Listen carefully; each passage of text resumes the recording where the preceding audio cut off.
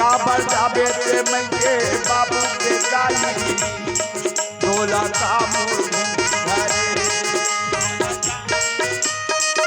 आज काम के करना खाओ के पहले दिन चल के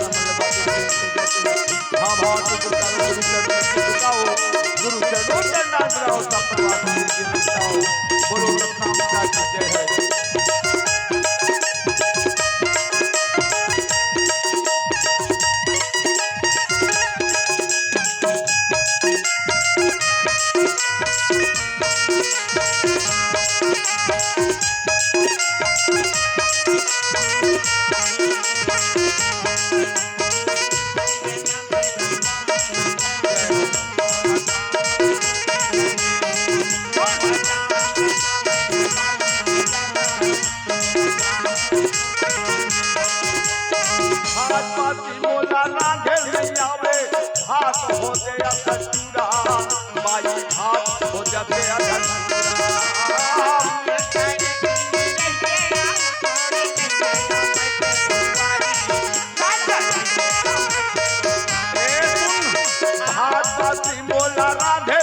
हो जाते अधचूरा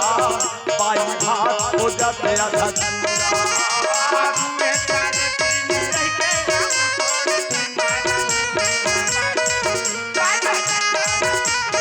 ये चोर आवतला ये मोर भाई जिंदगी हो जाए अधूरा बाई जिंदगी हो जाए अधूरा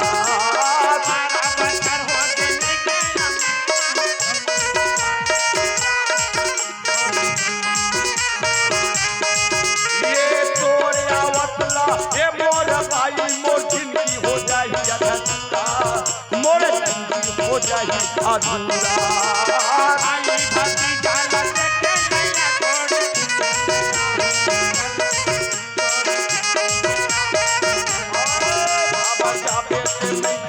बाबू के बोला काबर जाबे मैं के बाबू के बोला घरे